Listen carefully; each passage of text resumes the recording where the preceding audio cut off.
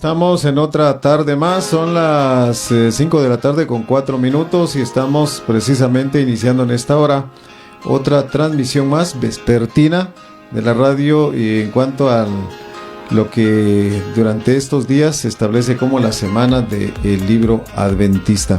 Y hoy tendremos nuevamente al pastor Ignacio Nova junto al pastor Jorge Luis Rodríguez, quienes estarán compartiendo con nosotros otra tarde más. Bienvenido, pastor, gracias por acompañarnos una vez más y el tiempo es suyo. Muchas gracias, don Aníbal. Una alegría poder compartir nueva vez con los oyentes de Unión Radio y de Orión Estéreo que se unen estas dos emisoras para abarcar todo el país de Guatemala. Estamos celebrando, como cada año, el mes del libro, pero ese mes comienza con la Semana del Libro. ¿Cuál es la diferencia? Durante todo el mes tenemos grandes especiales, pero ninguno tan especial como lo que hacemos durante esta semana. Por eso esta semana estamos haciendo un 30% de descuento en todos los libros que tenemos, Biblias, himnarios, libros de iglesia, libros de familia, de salud, de superación personal. En todo esto usted puede conseguir un 30% de descuento. Hay varias personas que ya están aprovechando ese descuento único del año. Y durante este mes vamos a seguir con otros descuentos no tan sustancial como el que hacemos durante la Semana del Libro, que va a estar hasta este viernes, pero habrán otros descuentos importantes durante el resto del mes de mayo. Queremos hoy hablar de manera muy especial con un invitado que es un gratísimo honor tenerlo con nosotros, porque también, además de todo lo que hace en IADPA, de ser editor de IADPA, también es el autor de la matutina de jóvenes de este año, ¿verdad? Así que nos estamos gozando ahí con la matutina juvenil de este año, y tenemos a su autor con nosotros, y hoy viene en la calidad de editor para hablarnos de un libro que salió hace poquito, apenas unos 3, 4 meses que lo tenemos, Afirmando Nuestra Identidad. Afirmando nuestra identidad, el adventismo frente a sus desafíos teológicos contemporáneos. Sobre este libro vamos a estar conversando con el pastor Jorge Luis Rodríguez. Al final vamos a hacer algunas preguntas, a permitir que el público pueda interactuar del tema que estamos tratando. Y vamos a regalar algunos libros de Afirmando Nuestra Identidad, para que puedan estar allí bien atentos, porque le vamos a hacer preguntas de lo que estamos tratando a las personas que llamen. Así que atento a lo que vamos a tratar con el pastor Rodríguez, porque al final de lo que hayamos hablado con él, de ahí saldrá una pregunta, por lo menos, para la persona que pueda llamar y ganarse el libro. Así que vamos a dar inicio a esta entrevista, y quiero hacerlo haciendo una reflexión. En los últimos años, el movimiento adventista ha experimentado un debilitamiento gradual y preocupante en cuanto a la fortaleza doctrinal. Ataques de diferentes frentes, desde adentro y desde afuera. Cambios culturales, cambios sociales están llevando a un enfoque de relativismo moral, escepticismo posmoderno. La pregunta entonces es, ¿son estas posibles razones de la existencia de este libro Afirmando Nuestra Identidad? Muy buenas tardes, Pastor Nova, y contestando la pregunta, bueno, un saludo primeramente para todos mis amigos y audiencia allá en el bello país de Guatemala. Es un gusto siempre compartir con ustedes a través de acá de Unión Radio en Guatemala, y también las veces que puedo estar en persona con ustedes, por supuesto, lo disfruto muchísimo. Mira, Pastor, eso que mencionas es bien interesante, porque el mundo ha cambiado. Cuando el adventismo surgió en el siglo XIX, a mediados del siglo XIX, y cuando empezó a expandirse por Europa, por América Latina, y todavía en muchos de nuestros países en América Latina, El adventismo surgió en un ambiente en un ambiente sumamente religioso, sumamente cristiano. El adventismo forma parte de lo que se conoce en historia de la religión como el segundo gran despertar religioso, que abarcó sobre todo Inglaterra y Estados Unidos. Y de ahí salen muchas otras denominaciones que surgieron a partir de esos movimientos religiosos del siglo XIX. El detalle es que como el adventismo surgió en un ambiente muy religioso, todo el mundo creía en la Biblia. Lo que diferenciaba a una persona de otra era qué creían los demás de la Biblia y qué creíamos nosotros. Pero como las personas con las que dialogábamos, cuando empezó el adventismo, hace ya 150, 160 años, creían en la Biblia como la palabra de Dios, nuestras conversaciones, tanto a nivel interno como a nivel externo, como bien mencionaste, giraban en torno a demostrar la verdad. O sea, yo creo en el sábado, bueno, te lo demuestro con la Biblia, aquí está. Yo creo en el estado inconsciente de los muertos, aquí están los versículos, te lo demuestro. Pero ahora el adventismo, y en gran medida, pastor, el cristianismo en general, se ha expandido mucho más allá de Europa y América. En las últimas décadas, las iglesias cristianas, no solo adventistas, han crecido más en África y en Asia de lo que han crecido en Europa y en Norteamérica.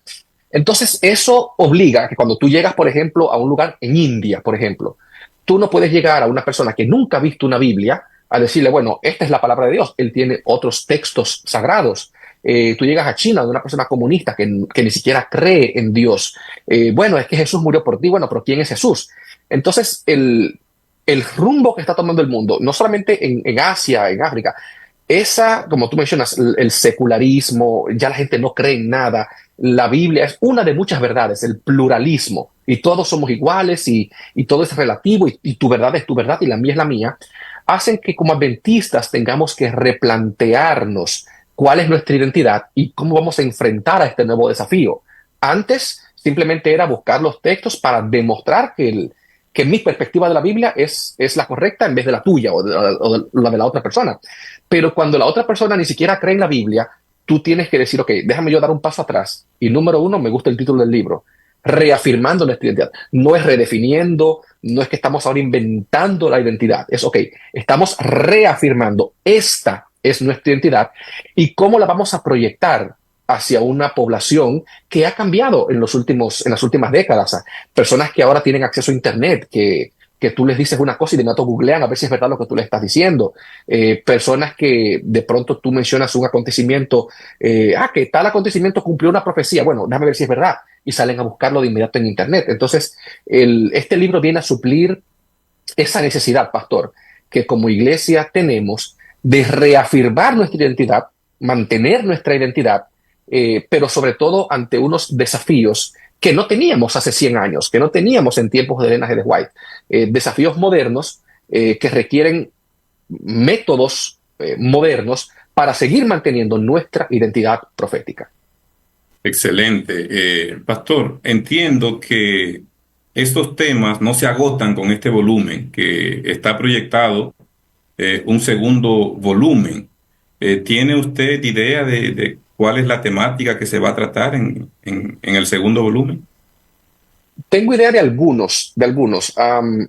Hace unos años, este volumen es el resultado de una serie de planteamientos que la iglesia se hizo sobre desafíos que el remanente, que la iglesia tiene en el siglo XXI.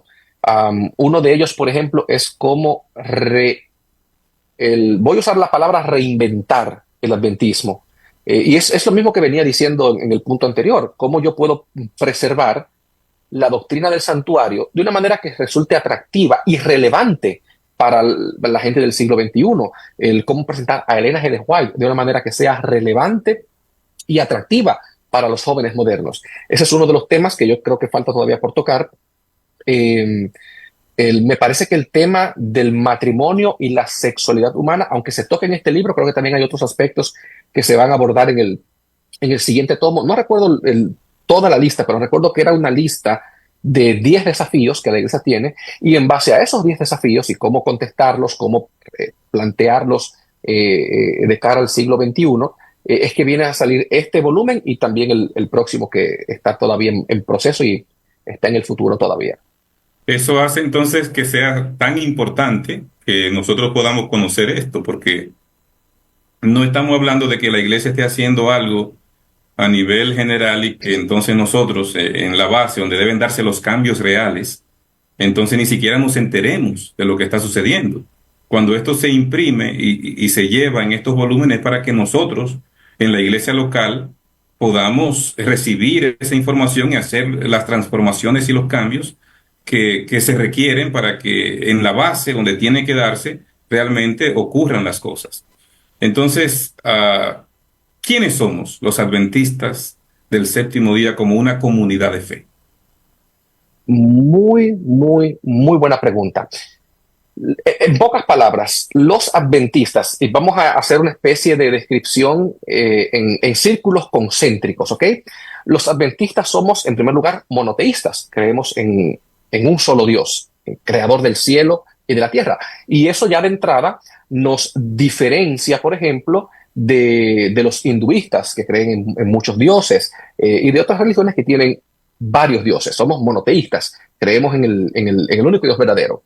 Eso nos coloca, por supuesto, dentro de una piscina, por así decirlo, dentro de una olla, junto con el judaísmo y con el islam, que también creen en un solo Dios, y el Dios de Abraham, o sea, es el Dios del cristianismo, del islam y del judaísmo, es el mismo Dios. Dentro de esa piscina del monoteísmo, entonces caemos ahora en una subcategoría, somos cristianos. Ya ahí nos separamos de los judíos, nos separamos de los musulmanes, porque creemos que Dios se revela en la persona de Jesucristo y que Cristo murió por nosotros y que volverá por segunda vez, por supuesto. Dentro del cristianismo, los adventistas somos protestantes. El protestantismo surge como un movimiento, comenzó en 1517 con Lutero y sus 95 tesis, aunque ya se venía gestando desde hace varios años anteriores, pero se basa básicamente, valga la redundancia, en que la salvación es solamente por fe, solamente por gracia, de que creemos solo en la Biblia. No, para los adventistas la tradición no desempeña ningún papel en la interpretación de la Biblia. La Biblia es la última fuente de autoridad. Creemos en la gracia. Bueno, pertenecemos a los protestantes. Dentro del protestantismo, entonces, nos identificamos con un movimiento de restauración de las verdades primitivas. Mientras una buena parte del mundo protestante, por ejemplo, continúa adorando a Dios en domingo, los adventistas, basándonos en la Biblia, entendemos que el sábado es el día de reposo, que el sábado es el día que Dios instituyó en la creación para el descanso y que se mantiene vigente todavía para los seres humanos. La otra mitad de nuestro nombre cree en la segunda venida literal y personal de Cristo Jesús, mientras buena parte del mundo protestante cree en un rapto secreto. Los adventistas creemos que no, que Jesús vendrá públicamente, personalmente, visiblemente a recoger, a recibir a su pueblo. Entonces, básicamente, a grosso modo, ¿verdad? A grandes rasgos, tenemos, por supuesto, otras creencias distintivas. El juicio investigador, el ministerio en dos fases, esa es la clave, en dos fases de Jesús en el santuario celestial, el estado inconsciente de los muertos. Son algunas creencias, algunas las compartimos con otras denominaciones, pero son muy distintivas, muy propias de la Iglesia Adventista del Séptimo Día. Eso marca una gran diferencia, especialmente el santuario, único, ¿verdad? De la iglesia. Bueno, los evangélicos, y por eso hice la aclaración en dos fases, porque los evangélicos creen que Jesús intercede por nosotros en el santuario celestial.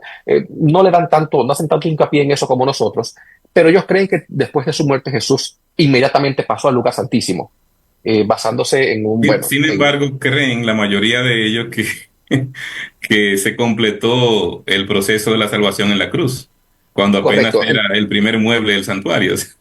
Entonces, pero los adventistas sí tenemos esa distinción de el ministerio de Jesús en dos fases. Exacto. En dos fases, que representan el cumplimiento del ministerio tanto diario como anual del sumo sacerdote, y ya eso usted lo puede leer ahí en el libro de Levítico.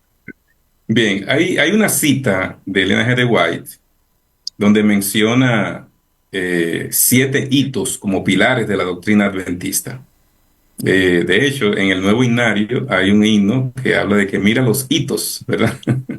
Entonces, cuando hablamos de esos hitos que son como la base del compendio doctrinal nuestro, ¿nos puede mencionar alguno, pastor?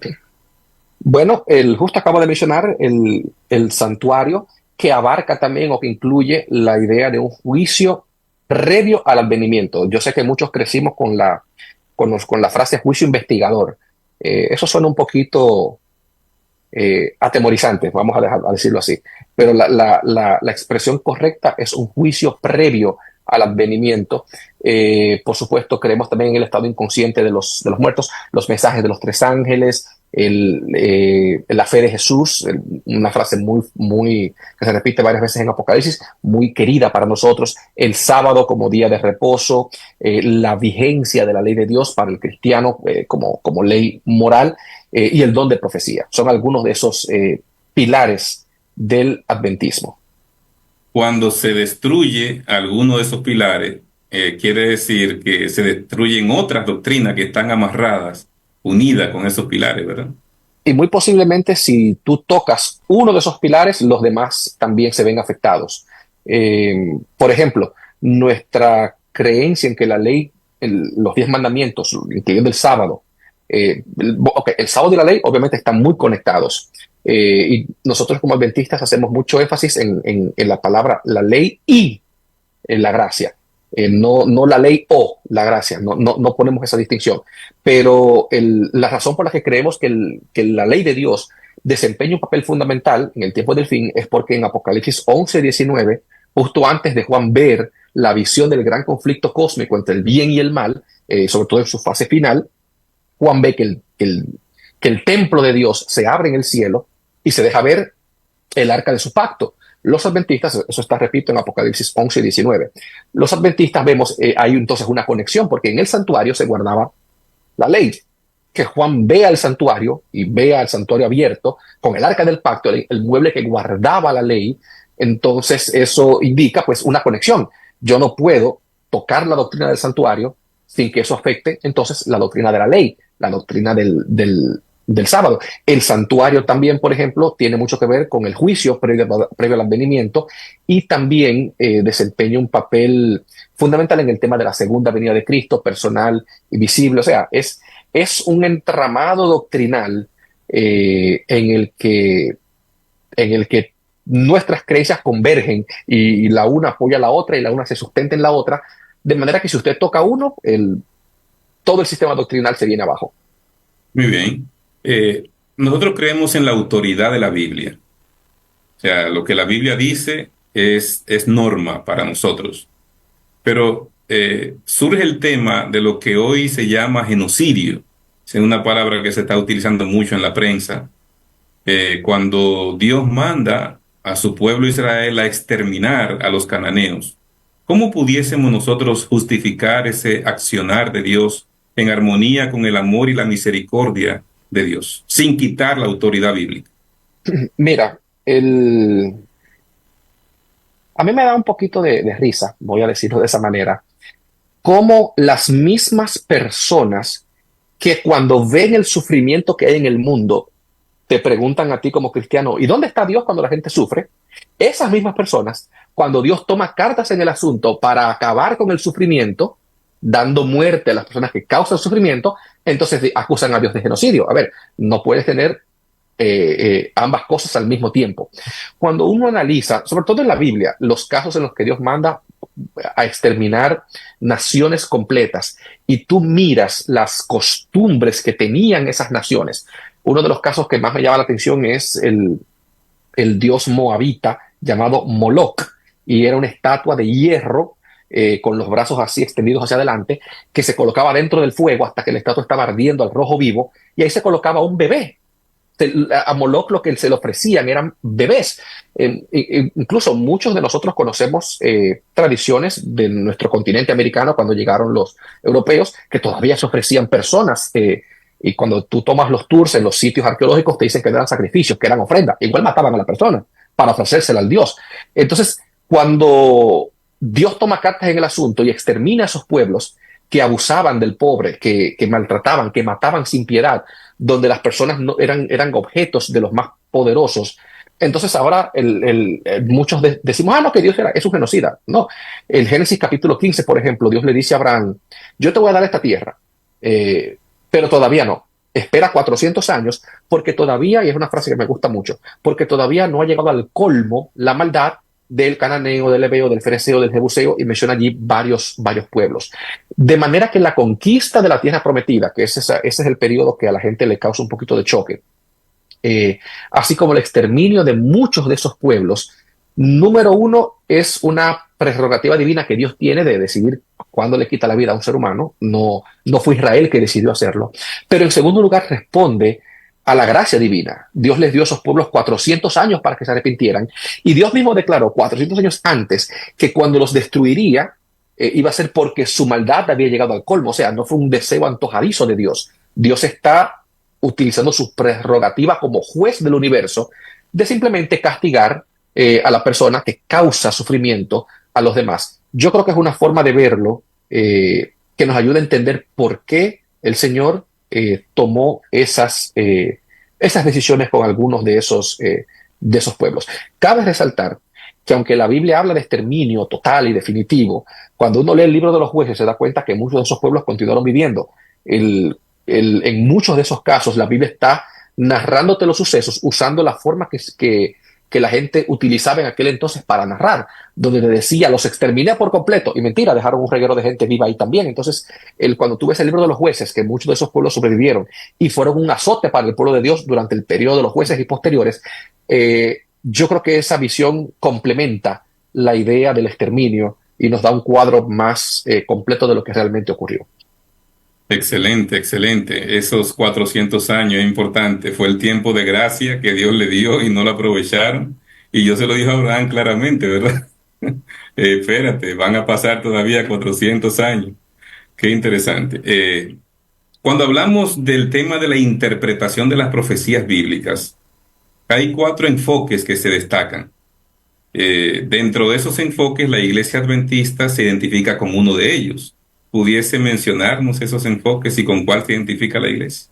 Claro que sí. Los cuatro enfoques que los estudiosos utilizan para interpretar las profecías, especialmente de Daniel y Apocalipsis, las profecías apocalípticas, son cuatro, perdón. Está el preterismo, que entiende que el preterismo comienza con la presuposición de que Dios no conoce el futuro y de que Dios no puede conocer el futuro. Por lo tanto, la profecía no puede ser predictiva.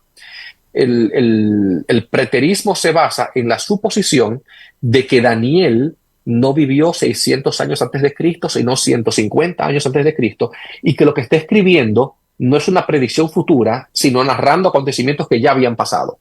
Pero él los narra como si fueran futuros para que la gente crea que sí, que él lo predijo.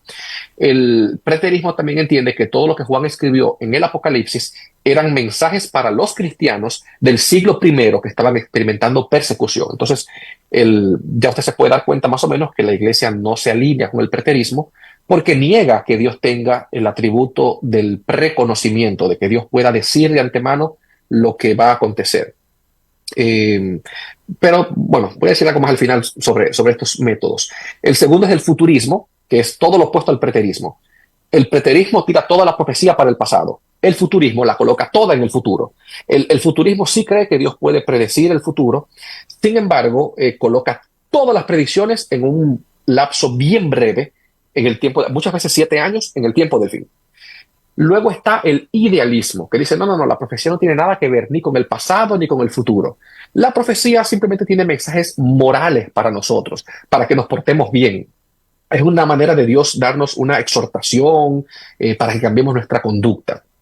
Entonces, obviamente, este enfoque tampoco cuenta con el aval de los adventistas, no lo practicamos, porque entendemos entonces que ya separa la profecía de su propósito. La Biblia es muy clara cuando Dios dio las profecías. Le dijo Juan, por ejemplo, escribe las cosas que has visto, las que son y las que serán después de esta. La profecía claramente tiene un matiz histórico. Y entonces ahí entra el cuarto método, que es el que utilizamos los adventistas, el historicismo.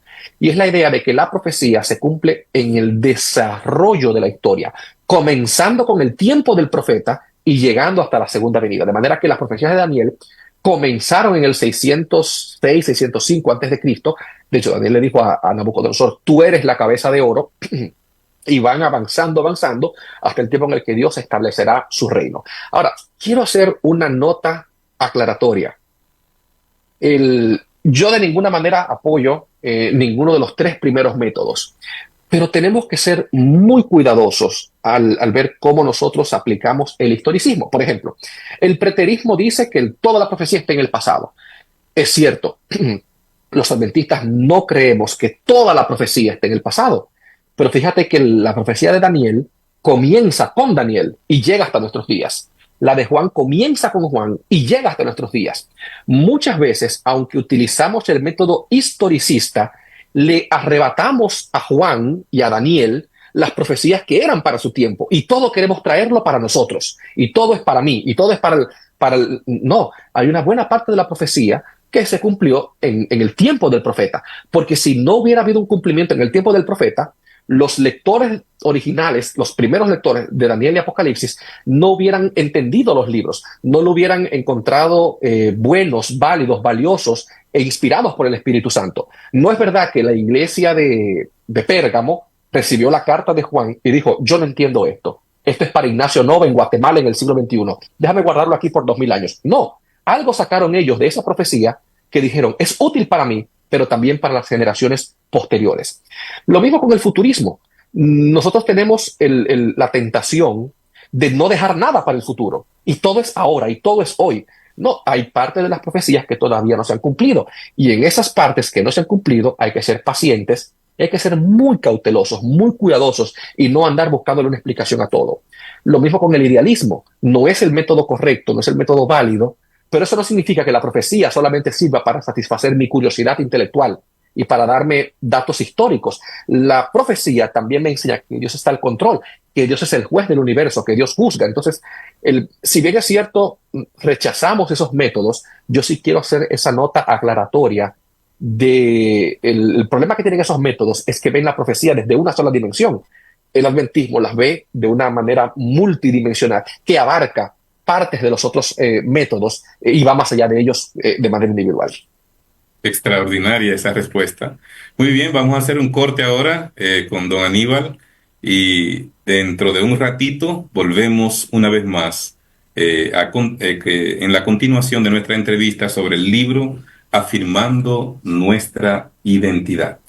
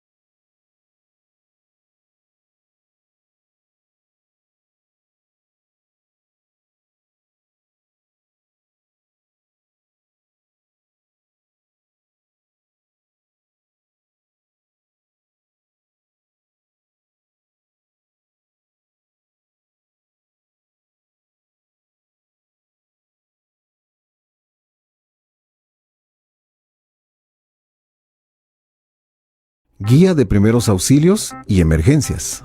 Esta guía de primeros auxilios y emergencias le orientará, en un lenguaje claro, a evaluar el riesgo en una situación. Una guía que puede salvar. ¿Qué hacer frente a una emergencia?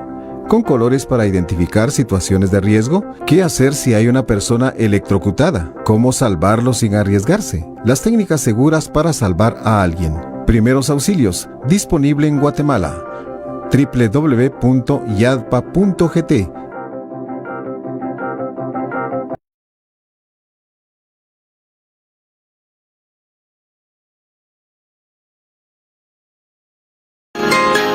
Muy bien, continuamos en esta hora de la tarde compartiendo con usted, estimado amigo o amiga que nos escucha y visualiza a través de VRplay o a través de Facebook, con la segunda presentación vespertina en la radio de la Semana del Libro, junto con los pastores Ignacio Nova y Jorge Luis Rodríguez, a quienes seguiremos escuchando y visualizando en esta hora de la tarde. Muy bien, antes de continuar con la entrevista, quiero recordar que tenemos 7 librerías en Guatemala, y la primera de ellas aquí en la capital, en la zona 7, segunda calle 3125, con el teléfono 4216-4548. En Quetzaltenango estamos en la 37 Avenida 035A de la zona 8, con el teléfono 4216-5633. En Totonicapán, en la segunda calle 432 de la zona 1 Palín, con el teléfono 4216-4371. En Chiquimula, en la octava avenida 566 de la zona 1, con el teléfono 4216-6193. En Retaluleu, en el centro comercial Paseo Las Palmas de la avenida Circunvalación local 6, con el teléfono 4151-9931.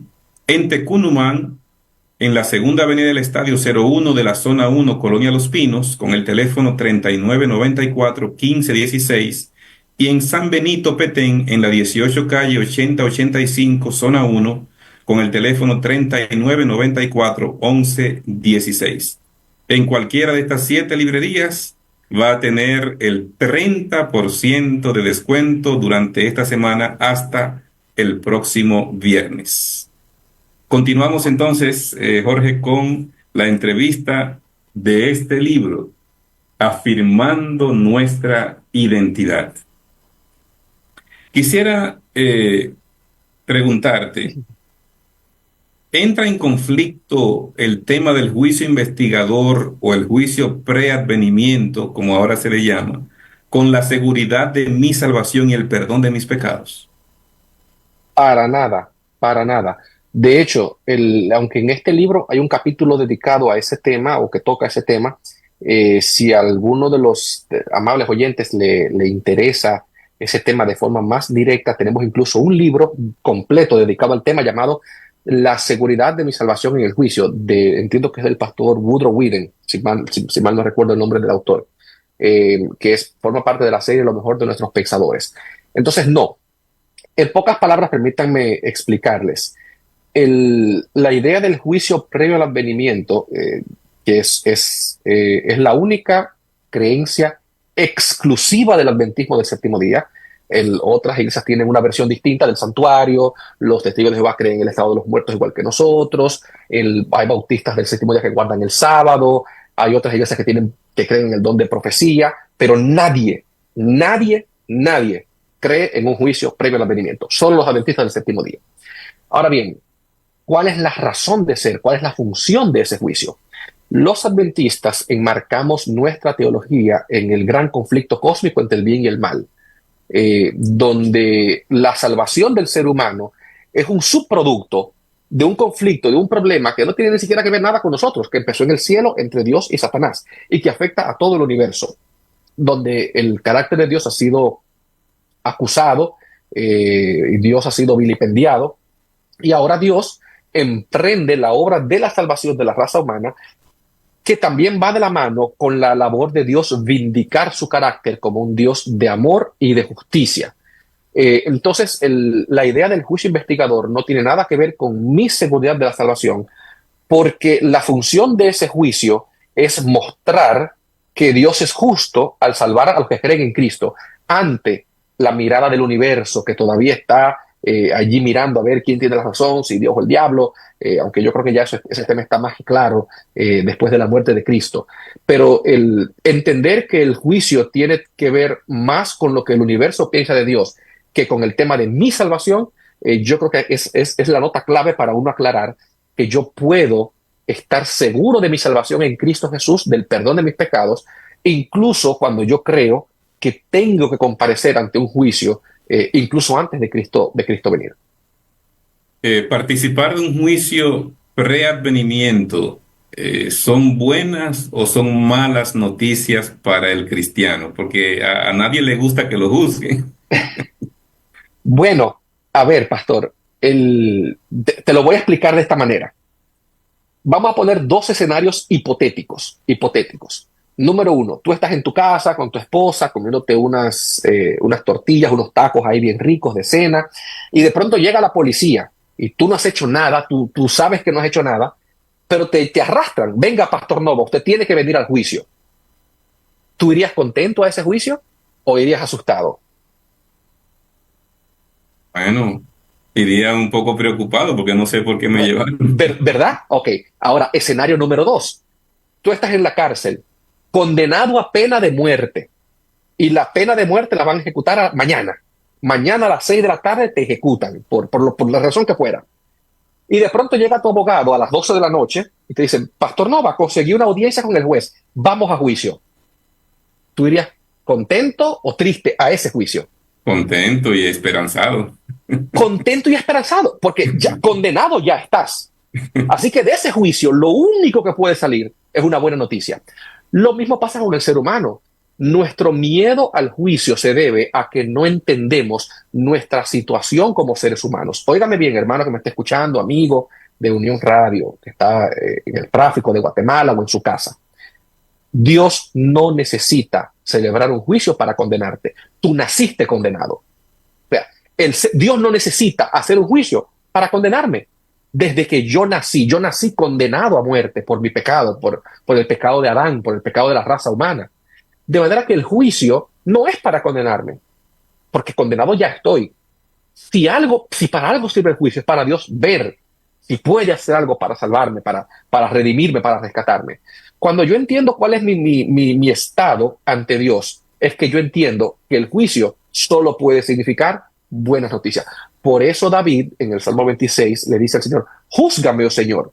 O sea, David llama a Dios, ven Dios, ven, haz el juicio, celebra el juicio. Y dice el versículo, creo que 3 o 6 del Salmo 26, porque tu misericordia va delante de mí. O sea, David sabía que Dios es un Dios de misericordia y que el juicio servía o sirve, número uno, para declarar inocente al inocente, pero también para castigar al culpable. O sea, cuando uno lee lo que pasa en el juicio celestial, sobre todo Daniel capítulo 7, uno se da cuenta que el mismo juicio en el que Dios absuelve al pecador arrepentido es el mismo juicio donde se condena a Satanás, que es el acusador.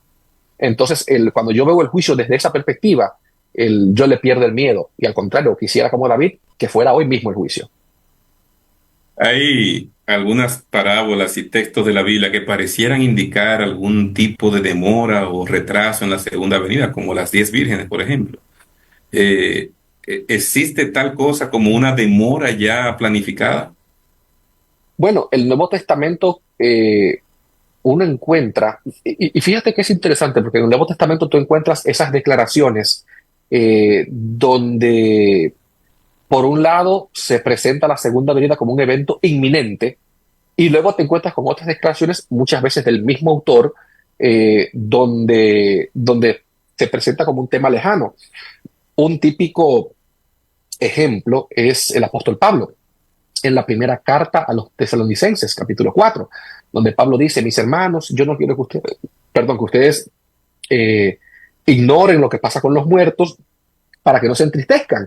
Entonces dice Pablo, porque el Señor mismo, con voz de mando, con voz de arcángel, con trompeta de Dios, descenderá del cielo, los muertos en Cristo resucitarán primero, dice Pablo, y luego nosotros, los que vivimos, los que hayamos quedado, seremos arrebatados juntamente con ellos. O sea, cuando Pablo escribe a 1 Tesalonicenses, él se ve entre aquellos que iban a esperar al Señor Jesucristo en el aire. Aquí está el heredero.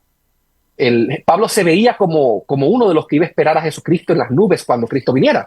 Pero cuando tú lees la segunda carta a Timoteo, capítulo 4, el mismo Pablo dice, he peleado la buena batalla, he terminado la carrera, por lo cual me está reservada la corona de justicia que el Señor juez justo me dará en aquel día. O sea, ya cuando Pablo está llegando al final de su vida, él dice, no, espérate, a mí no me toca ahora, me toca en aquel día. Entonces, sí, en el Nuevo Testamento encontramos esa tensión entre el ya y el no todavía, que se puede percibir como una demora, porque Dios sabe que el ser humano sufre de desesperación, sufre de desánimo, y no quiere que ninguna generación de cristianos ni se apresure, pero que tampoco perdamos la esperanza y perdamos la fe. Por eso uno de los grandes desafíos que tenemos como iglesia es ese: cómo esperar la segunda venida. Hace como 160 años empezamos con el gran chasco, o surgimos después del gran chasco con esa idea de Cristo viene pronto. Han pasado ya 160 años y Cristo no ha venido. ¿Cómo mantener la fe? Ese es otro de los temas, pastor, que va a estar en el segundo tomo. ¿Cómo mantener la fe cuando vemos que Cristo todavía no llega? Muy bien, muy bien. Un tema que no podía faltar en este libro es la última generación. Todavía sigue preocupando teólogos y miembros de la iglesia el tema de la última generación. ¿Podría resumirnos la postura teológica adventista sobre el tema de la última generación? Mira, básicamente, para explicar a los hermanos oyentes, la teología de la última generación es esa corriente que entiende la perfección, la perfección como impecabilidad. Son personas que entienden que cuando Dios me llama a mí a ser perfecto, me llama a ser impecable. Una persona que no comete ningún... Parte del problema que tenemos con estas personas que sostienen esta creencia o tienen este punto de vista, se debe a que ellos centran su concepto de la salvación en la idea de pecado, mientras que la Biblia define el tema de la salvación como un tema de relación en cuanto a mi relación personal con Cristo Jesús. Por eso, como estas personas, el norte de su brújula es el pecado, entonces todo se mide en cuanto a los actos. Y el otro gran problema que tienen es que entienden que la perfección, la impecabilidad del cristiano, sobre todo el cristiano de la última generación, tiene el objetivo de vindicar el carácter de Dios. O sea, yo soy perfecto, yo soy impecable, yo no cometo error, porque en mí se vindica el carácter de Dios. Y cuando yo soy perfecto, entonces Dios queda vindicado ante el universo. ¿Cuál es la posición adventista? La perfección no es un punto que se alcanza. La perfección es un proceso. Elena G. de White dice que la santificación es una obra que dura toda la vida. Número 2, la salvación no se mide por mi relación con el pecado, se mide por mi relación con Cristo Jesús. Y número 3, Dios no me necesita a mí para vindicar su carácter. El carácter de Dios quedó vindicado en la cruz del Calvario. El problema es que yo creo que sí, que Dios necesita o que Dios necesitaba demostrar mediante un ser humano que se puede ser perfecto. El problema es que mi complejo de superioridad me lleva a mí a ver en mi propia persona ese ser humano. Y yo debo ser ese ser humano perfecto que cumple la ley para vindicar a Dios. Y se me olvida que el ser humano que vivió una vida perfecta para vindicar el carácter de Dios fue Jesucristo hace 2000 años. Ese es el ser humano que vindica el carácter de Dios. Dios ya está vindicado. Entonces, esa es la posición adventista, contrario a la teología de la última generación. Por cierto, hay algunos libros, además del capítulo que trata ese tema, que usted puede leer si le interesa ese tema. De manera bien especial, el carácter de Dios, ¿cómo es? La erradicación del mal y el carácter de Dios. Es uno de los clásicos del adventismo. El carácter de Dios y la última generación. Ese mismo, perdón. Y hay un libro más viejito que ya hablaba del tema de la última generación, El fin del tiempo de gracia. Tiene una sección también muy buena, muy bien enfocado. Me gusta cómo lo enfoca el autor allí también. Acorde con el relato de Génesis 1 y 2, hay un enfoque de la sexualidad como lo presenta Dios en su palabra. ¿Qué implicaciones tiene ese enfoque bíblico de la sexualidad para la humanidad del siglo XXI que nos ha tocado vivir? Permíteme comenzar con definiendo el problema. El problema de la humanidad del siglo XXI y del cristianismo del siglo XXI es este. Si tú analizas las principales denominaciones cristianas, te vas a dar cuenta que hay una costumbre, hay una tendencia cristiana a dudar de la historicidad de los primeros 11 capítulos de Génesis. O sea, incluso personas súper tradicionalistas como los católicos admiten la posibilidad de que Génesis 1 al 11 sea una parábola, un mito, sea simbólico, no sea real. Los adventistas nos encontramos en este momento dentro de una minoría muy pequeña que creemos que Génesis 1 al 11 es literal y es historia, que los 7 días de la creación fueron días reales de 24 horas, no periodos interminables. ¿Cuál es el detalle con esto? Al creer que Génesis 1 y 2 son capítulos simbólicos, entonces muchos cristianos no tienen ningún problema en aceptar dentro de sus filas personas que se encuentran en un estatus sexual distinto al ideal que la Biblia presenta.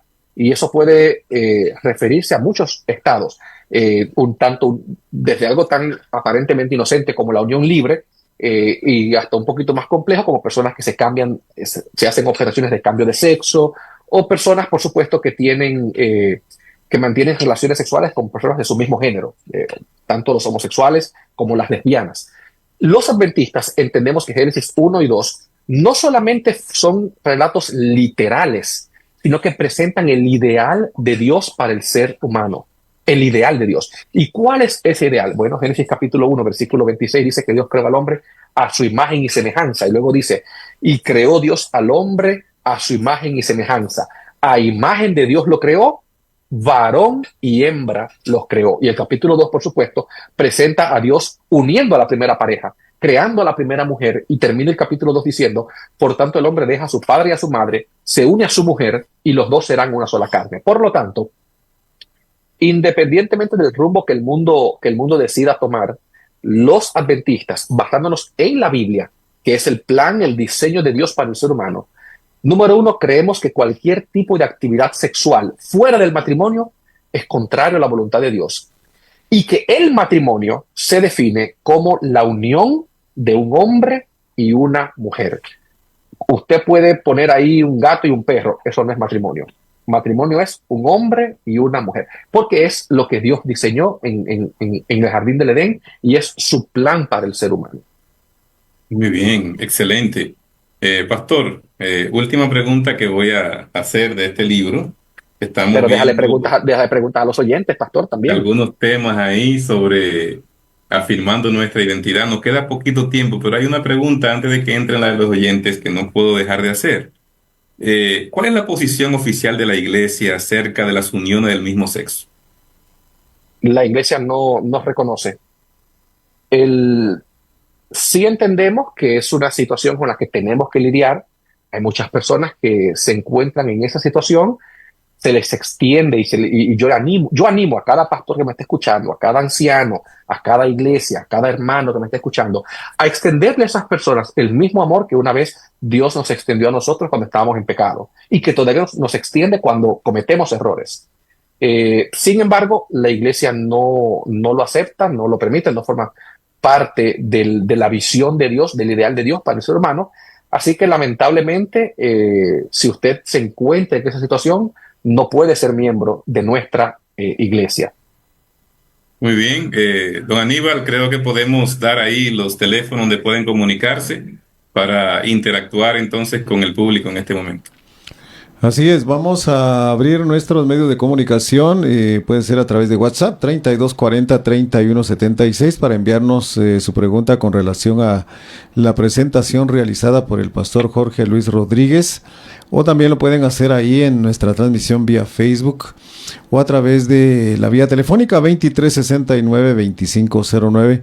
En tanto se comunican, pues vamos a esperar que nos hagan llegar sus preguntas. Y el pastor Jorge Luis Rodríguez está ahí dispuesto para contestar cada una de ellas, ¿verdad, pastor Ignacio? Así es, así es. Entonces, se pueden comunicar, ya Aníbal nos indicará si hay alguna pregunta, si hay alguna persona que quiere participar también, ¿verdad?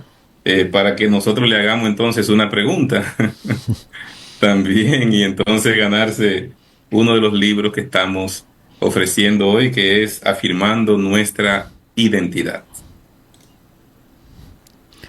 Muy bien, por el momento no ha ingresado ninguna interrogante, pastor. Entiendo de que si hacen alguna consulta, alguna pregunta, adquieren un libro. Bueno, la idea sería que participen, exacto, Ujú. que puedan participar. Esa es la idea. Muy bien, Pero aprovechen.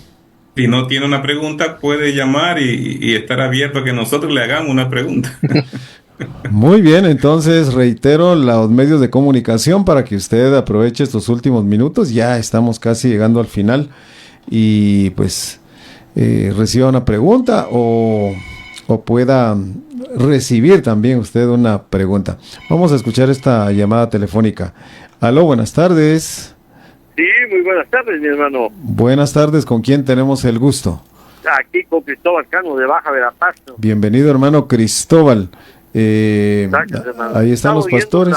Ujú, la intervención del hermano ujú. y decía que si son de esas personas que no son ni hombre ni mujer, pero son de que van a la iglesia, pues no serían aceptados ahí, así decía el hermano, ¿ah? Ujú. Eso es lo que yo entendí, que no se aceptan en la iglesia adventista. Pero si vamos allá a lo que dijo el apóstol Pablo, saber que los borrachos, ricos, asesinados, los que se echan con varones no heredarán el reino de los cielos. Y después dice, y esto erais alguno de vosotros, mas ya sois limpiados por la sangre de Cristo. Entonces, ¿qué es lo que tenemos que hacer? Si el Señor vino, según dice Juan, que Él vino a buscar, a salvar lo que se había perdido. Únicamente es lo que yo quiero argumentar y ustedes dirán, únicamente, hermano.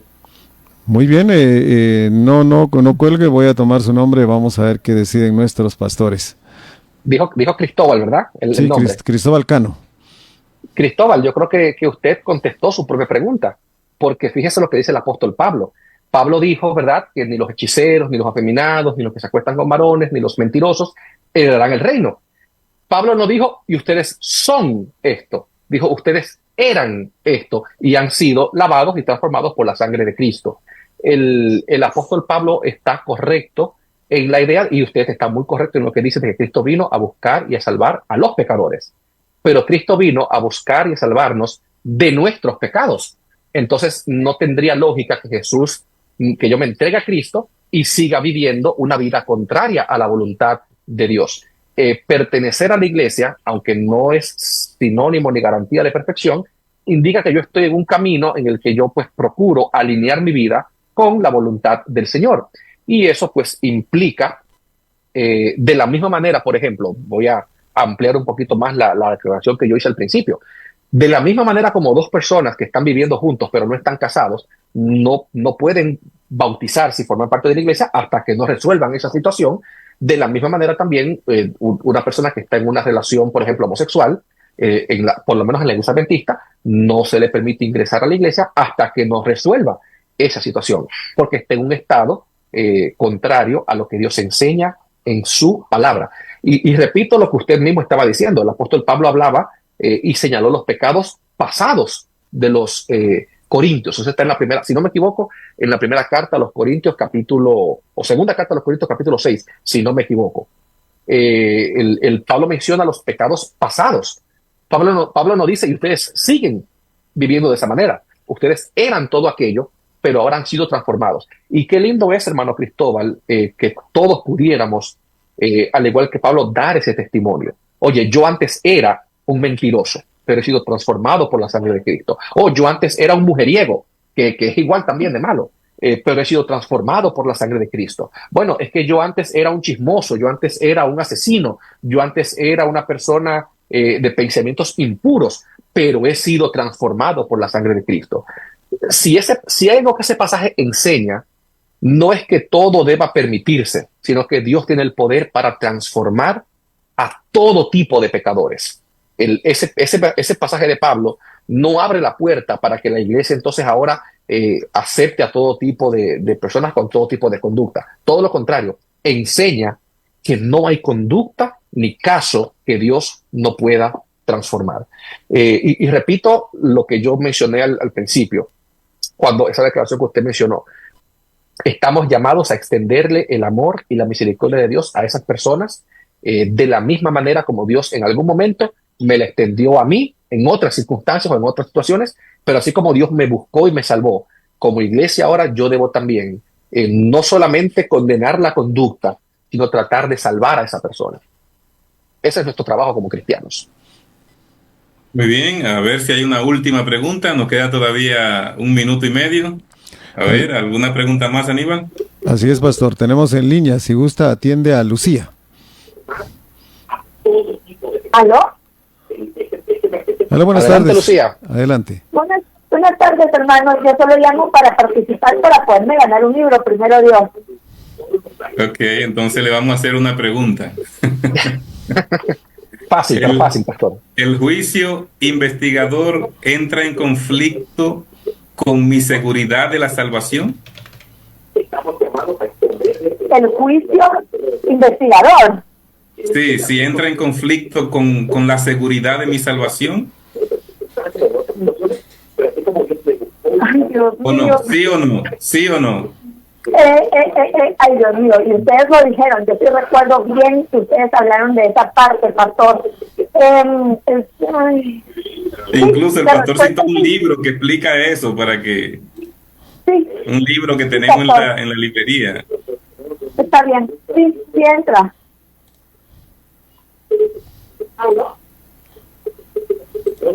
¿Aló, pastor?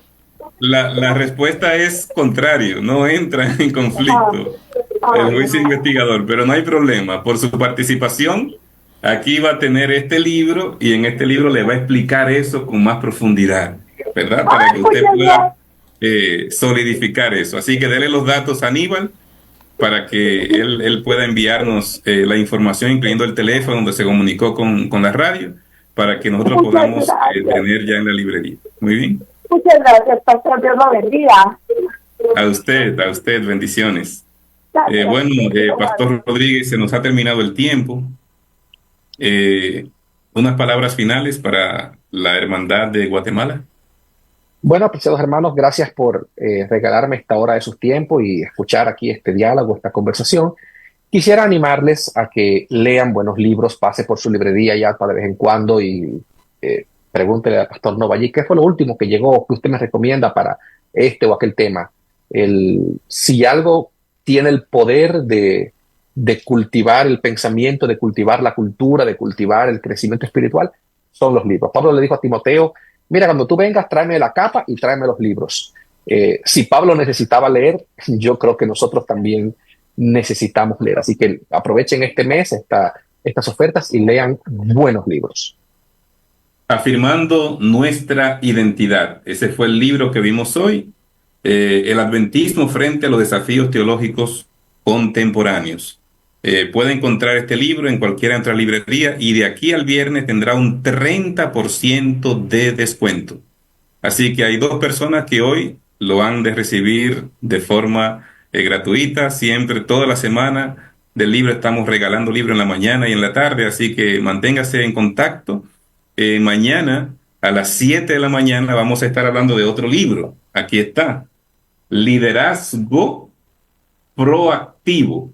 Es un libro que nos acaba de llegar hace un par de meses y vamos a estar hablando de este libro con el autor del libro. El autor es el doctor Samuel Peguero. Mañana vamos a estar conversando con él a las 7:30 de la mañana, así que manténgase en contacto toda la semana con esta programación especial. Bueno, gracias pastores, pastor Ignacio, gracias también pastor Jorge Luis Rodríguez y como usted bien lo mencionase, pastor Ignacio, mañana nuevamente a las 7:30 de la mañana y aquí con su servidor mañana también a las 5 de la tarde.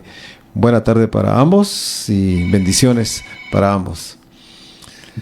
Muy bien, vamos a ir cerrando este espacio. Gracias a usted, amigo o amiga que nos ha sintonizado y visualizado. Ya escuchó, mañana nuevamente a partir de las 7 de la mañana con 30 minutos estará nuevamente otra transmisión más de IADPA Guatemala. Continúa con el buen hábito de la lectura. Nos encontramos en una próxima en la